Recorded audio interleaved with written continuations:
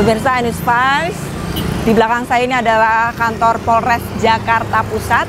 Saya akan mencoba mencari tahu sebenarnya seperti apa kronologi penemuan dari dua kerangka manusia di gedung perusahaan pembiayaan yang ada di Kuitang, Jakarta Pusat. Ikuti saya.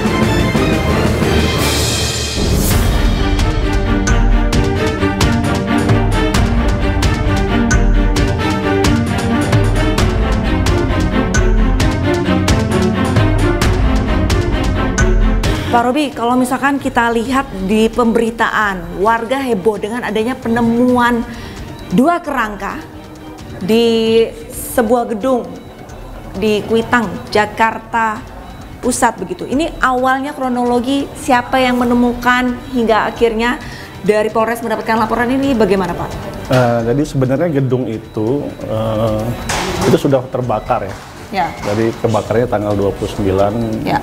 Agustus. Nah, kemudian sudah 2 bulan tidak ditempati, nah, sehingga ada vendor yang disewa oleh pemilik gedung untuk membersihkan, merapikan, dan merenovasi.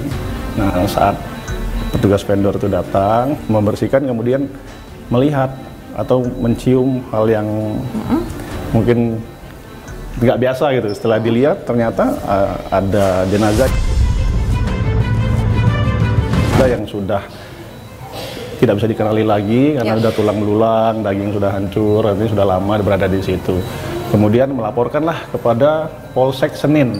Jadi petugas dari Polsek Senin jam 3:30 sore itu datang ke lokasi. Nah, kemudian dilihat sekilas itu benar jenazah manusia, menghubungi tim Inafis dari Polres Jakarta Pusat dan dari Satreskrim Jakarta Pusat, dan melihat dan membenarkan bahwa ada 2 jenazah yang ada di lantai 2 gedung bekas finance yang ada di Kuitang di Senen tersebut. Posisinya memang sekilas tidak terlihat ada jenazah karena di situ tertumpuk dengan barang-barang yang bekas terbakar gitu. Jadi barang-barang yang sudah menjadi arang atau abu gitu. Pada saat vendor ataupun seseorang saksi itu melihat, apakah kondisinya tinggal tulang belulang atau masih ada mungkin bagian potongan daging atau bagaimana? Masih ada. Jadi masih ada dagingnya yang ya kita nggak bentuk dagingnya ya. Ya sudah dengan apa namanya bulat belatung. Berarti sudah memang adanya pembusukan ya, begitu ya, sudah ada pembusukan. Dan posisinya memang tertumpuk sama barang-barang tadi yang saya sampaikan, barang-barang bekas terbakar, ada bekas AC, ada bekas-bekas mungkin furnitur yang sudah ikut terbakar. Gitu.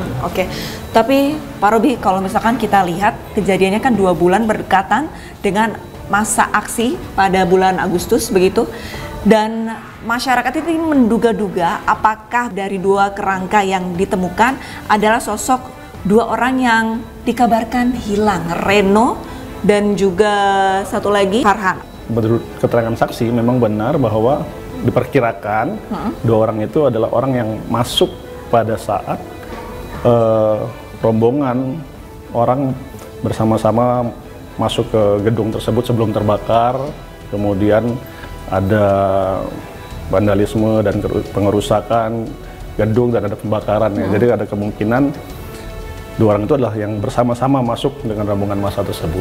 Pada saat terbakar begitu, otomatis kan ada petugas pemadam kebakaran pada saat kejadian, Pak. Betul. Dari kondisi kerangka ataupun tulang yang ditemukan itu, seharusnya petugas itu mengetahui atau bagaimana begitu? Karena mustahil seorang petugas pemadam kebakaran tidak mengetahui bahwa ada jasad di situ, Pak. Kebakaran waktu tanggal 29 itu sudah ada pemadam kebakaran juga malam ya, kemudian menyiram terus kemudian membersihkan titik api ya, mungkin kemudian karena baru kejadian terus kemudian malam hari, jadi dan lokasinya itu ya tadi benar-benar tertutupkah? Tertutup dan hangus ya, jadi kalau kita tidak perhatikan kita tidak tahu bahwa itu ada jenazah di situ gitu. Dan polisi juga sudah melaksanakan olah TKP setelah kebakaran, juga terbatas hanya kepada mencari titik api. Titik api, sedangkan titik api itu teridentifikasi dari pembakaran yang menggunakan ada bom molotov. ya kurang lebih ya, karena ada botol sama apa namanya suhu. Kemudian selama 2 bulan ruangan atau gedung tersebut tidak dipergunakan oleh kantor finance tersebut, sehingga hanya dijaga oleh beberapa orang security. Security pun menyatakan, saksi juga, bahwa ada kegiatan mereka patroli setiap 3 jam. Jadi mengecek lantai per lantai, tapi setiap hari dalam pelaksanaan itu tidak melihat dan tidak mencium aroma, ya, gitu, tidak mencium. Tidak sama sekali petugas ya, sampai dengan yang kemarin dia tidak ada laporannya kepada kami juga.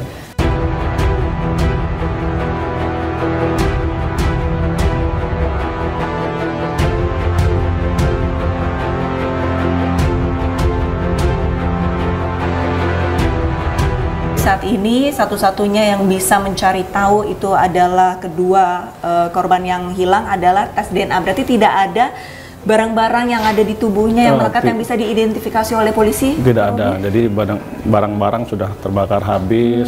Kemudian ya bentuknya juga kan sudah 2 bulan ya, mungkin sudah terbakar hangus, kemudian dengan ditambah pembusukan, jadi sudah tidak bisa dikenali lagi secara kasat mata. Baik barang-barang juga tidak ada. Pada saat mendapatkan laporan dari Polsek Senen, terus dari Polres sendiri, pada saat datang ke lokasi untuk situasinya ini bagaimana? Apakah memang benar-benar tidak tercium aromanya atau bagaimana? Mungkin bisa dijelaskan Pak Robi? Kondisinya di lokasi itu, kalau jenazah itu ada di sebuah titik itu, mungkin ketika kita 2-3 meter mendekat itu tercium baunya. Tapi kalau agak jauh sedikit, itu mungkin 4 meter, 5 meter dari titik jenazah itu memang tidak tercium. Karena ya bercampur dengan bau-bau terbakar yang lain kan, bau arang, bau abu gitu. Ya mungkin juga kenapa petugas vendor itu jadi mengetahui, karena dia memang mengecek semua lokasi kan sampai dengan detailnya kan, karena memang mau merenovasi. Nah, di situlah mungkin terciumnya.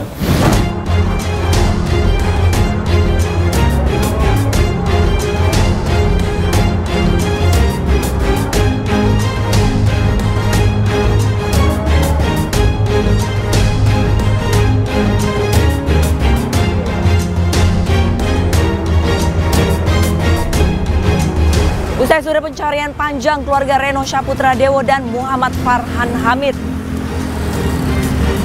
kini misteri itu terjawab meskipun meninggalkan luka yang tak lagi bisa pulih sepenuhnya. Jadi jangan bilang Anda tidak tahu permasalahan ini, karena kami sudah memberitahukannya.